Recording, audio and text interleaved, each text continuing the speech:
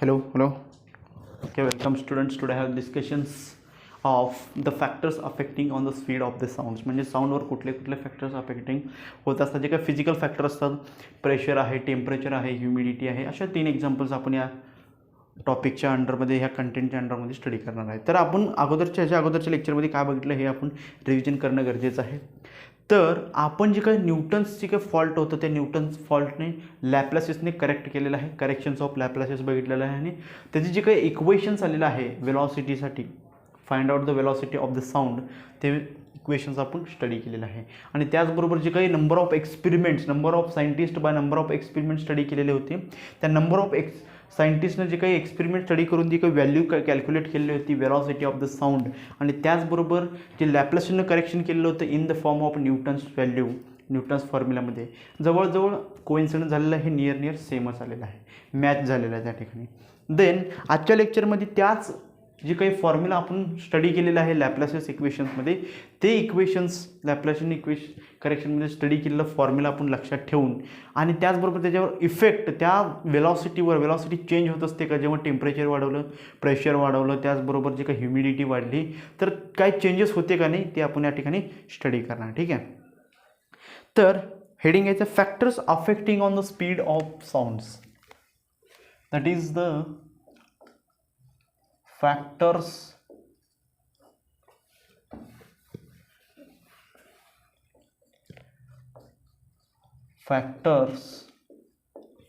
affecting effects, that is speed of sound, speed or velocity of sound, speed of sound, speed of sound. जे factors त्याच्यावर effect करत असतात ते आपण study करणार. साऊंड ट्रॅव्हल्स एका एअर मीडियममधून साऊंड ट्रॅव्हल्स करत आहे असं आपण कन्सिडर केलं, तर त्याच्यावर कुठले कुठले फॅक्टर्स इफेक्ट होतात रिलेटेड टू द एअर ते या ठिकाणी स्टडी करणार आहे. प्रेशर ऑफ द एअर असू द्या, टेम्परेचर ऑफ द एअर असू द्या, अशा वेगवेगळ्या गोष्टी आपण स्टडी करणार. म्हणजे आजच्या फर्स्ट लेक्चरमध्ये आपण स्टडी करणार आहे about pressures, effect of pressures on the speed of और velocity of sound.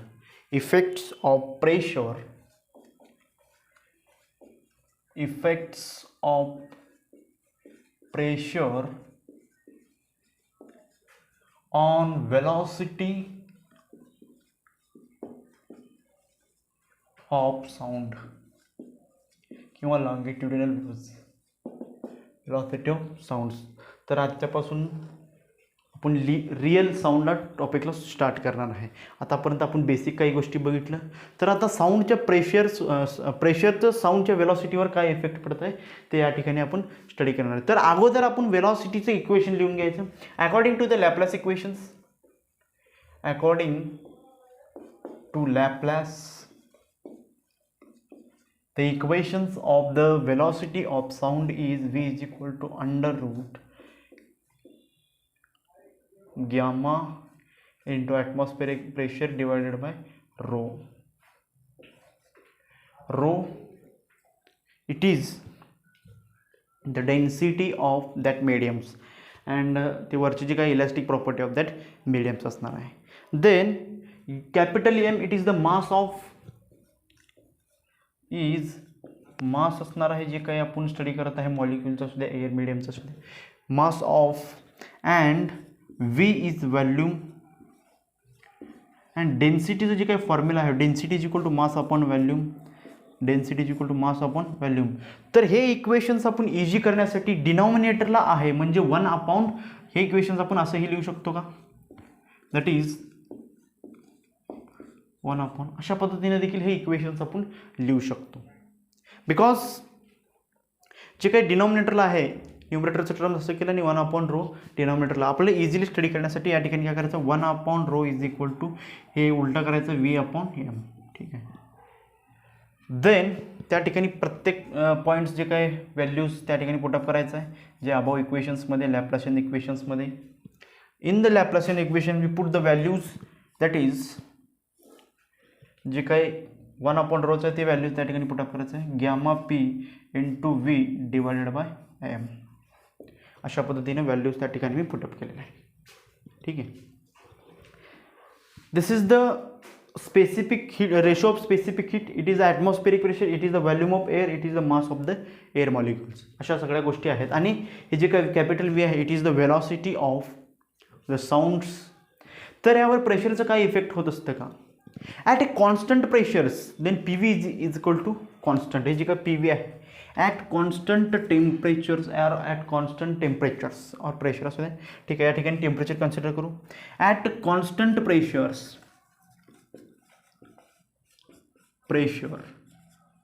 Sorry at constant temperature आहे, ठीक आहे. At constant temperatures P V equal to constant.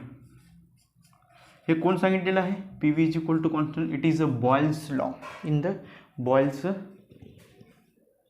Constant, it is Boyle's law. P V is equal to constant, it said by Boyle's law. Temperatures will be changes according to the, आणि हे जे काही equations आहे it's according to the Boyle's law. हे आपण केमिस्ट्रीमध्ये देखील शिकता येतं. According to Boyle's law. जे काय बॉयल्स लॉ आहे P V is equal to constant असणार, कॉन्स्टंट प्रेशर्स अँड व्हॅल्यू. त्याचनंतर आपण या ठिकाणी जर ही कॉन्स्टंट असेल तर या फील्डमध्ये जी काही असणार मास कॉन्स्टंट आहे, त्याचबरोबर हे स्पेसिफिक हीट कॉन्स्टंट व्हॅल्यू आहे 1.41, आणि जे काय प्रेशर आणि व्हॉल्यूम जर कॉन्स्टंट असेल तर काही गोष्टी त्या ठिकाणी देखील कॉन्स्टंट आहे. म्हणजे हे काय नाही आहे, प्रेशरवर डिपेंड नाही आहे. तर आता समजलेलं आहे की आपण it is not depends on a pressures. When these are all are constant, V is also constant, आणि त्या लॉजमधून आपण स्टडी केलेलं आहे, then it is not depends on the pressure. Temperature will be changes. जर टेम्परेचर कॅन चेंज होत असेल तर काय होत असते, प्रेशर देखील इफेक्ट होत नाही. इन टेम्परेचर कॉन्स्टंट असेल, टेम्परेचर चेंज झालं तर प्रेशर चेंज होत असतं, प्रेशर इफेक्टेड असतं. Temperature at constant in a pressure are not effected on the speed of the sound और velocity of the sound. Then at constant temperatures, at constant temperature, at constant temperatures, if pressure is not affected, pressure is not affected on speed of sound. अशा पद्धतीनं या ठिकाणी जे काय pressure आहे ते affected नसणार आहे. त्याचबरोबर अजून एक लॉज होतं, त्या लॉजमध्ये P V is equal to N R T अशा पद्धतीने काहीतरी लिहिलं होतं.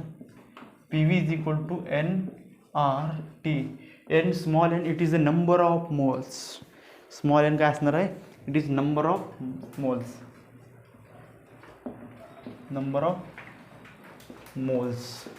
Small N it is number of moles असणार आहे. देन या ठिकाणी पी व्हीच्या जागी काय ठेवायचं आपल्याला, एन आर टी ठेवायचं. It is a P V. Then put this equation in this. V is equal to under root, that is rho sorry gamma into N R T divided by rho, that is the density sorry M, mass of that molecules. अशा पद्धतीने असणार आहे. By ideal gas equations change in pressures are not affected.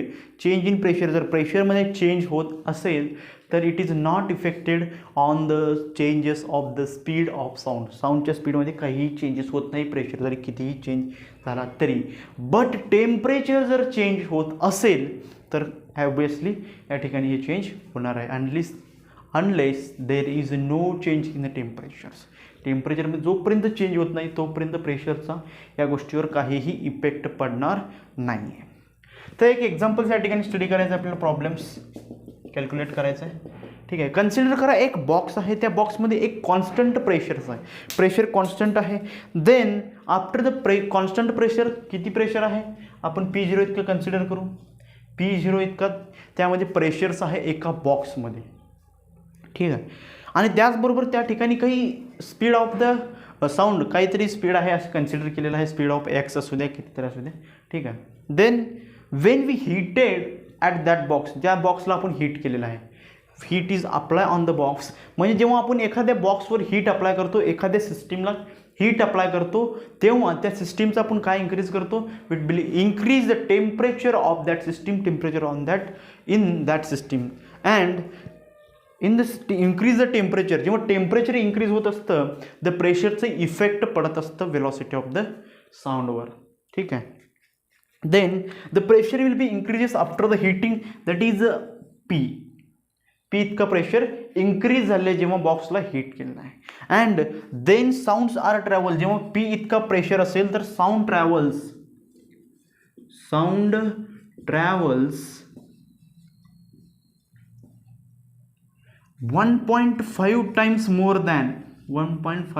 more than speed at P0 pressure. जेव्हा P0 प्रेशरमध्ये जे काही साऊंडची speed आहे त्याच्यापेक्षा 1.5 पटीनं स्पीड वाढेल जेव्हा आपण प्रेशर वाढल्यानंतर, हीट अप्लाय केल्यानंतर. तर आपल्याला कॅल्क्युलेट करायचं की प्रेशर स्पीड म्हणजे दोन्हीचे रिलेशन्स आपल्याला फाइंड आउट करायचं. जे काही किती स्पीड वाढलं ते आपल्याला फाइंड आउट करायचं आहे. अकॉर्डिंग टू द लॅप्लासियन इक्वेशन्स जे काय असणार आहे याचा काय प्रॉब्लेम त्या ठिकाणी संबंध नाही आहे. Then V P at a pressures is equal to जे काही equations of the Laplacian, that is the gamma P divided by rho, अशा पण. Then V P zero, this is the equations 1 असं कन्सिडर करा. Vp0 is equal to under root, that is gamma p0 divided by rho. ही जी काही Vp0 it is the speed of initial point, initial म्हणजे जे काही आपण box consider केला ते एक स्पीड आहे Vp0. And Vp it is the speed of the sounds after the heating of the box.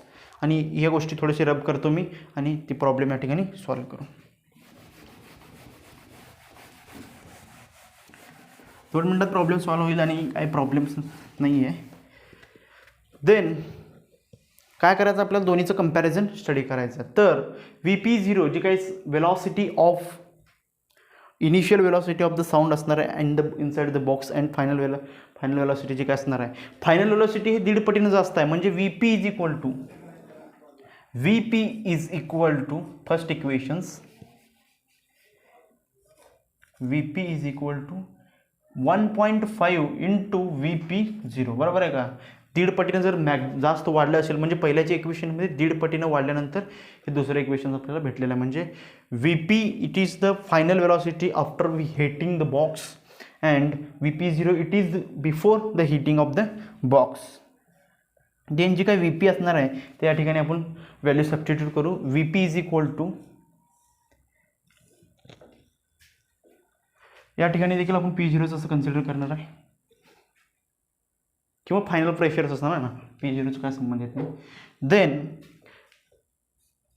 Gamma P divided by rho is equal to 1.5 times gamma P0 divided by rho, gamma P0 divided by rho. जर आपण दोन्ही साईडला square केलं, 1.5चं square असणार आहे 2.25 किंवा 15चा आपण square केल्यानंतर जी काय व्हॅल्यू येणार आहे 225 इतका व्हॅल्यू येते. आणि 225चे 1 पॉईंट्स आणि 2 पॉईंट सरकून जेव्हा आपण 1 डेसिबल पॉईंट्स देतो तशा पद्धतीनं जर squaring at both sides, then या दोन्ही गोष्टी कॉन्स्टंट आहेत ते कॅन्सल करायचं आहे. Then P is equal to 2.25 into P0, म्हणजे जी काही वेलॉसिटी प्रेशर असणार आहे हे प्रेशर इनिशियल वेलॉसिटीपेक्षा इतकी प्रेशर जास्त असणार आहे. ठीक आहे, जेव्हा हीट केल्यानंतर वाढलेली प्रेशर्स आहे. तर फॅक्टर्स अफेक्टिंग ऑन द साऊंड्समध्ये जी काही प्रेशर आहे, जी काही इफेक्ट करत आहे, अशा पद्धतीने आपण सॉल्व्ह केलेलं आहे. बाय कशापासून आपण स्टार्ट कुठे केलेलं आहे, लॅप्लासियस इक्वेशनपासून स्टार्ट केलं आणि एक इंटरेस्टिंग प्रॉब्लेम देखील त्या ठिकाणी आपण सॉल्व्ह केला आहे. नेक्स्टमध्ये आपण जेव्हा टेम्परेचर वाढेल किंवा टेम्परेचरमध्ये चेंजेस होतील तर ॲक्च्युली इफेक्ट होईल का वेलॉसिटी ऑफ द साऊंडमध्ये, ते आपण नेक्स्ट लेक्चरमध्ये बघणार आहे.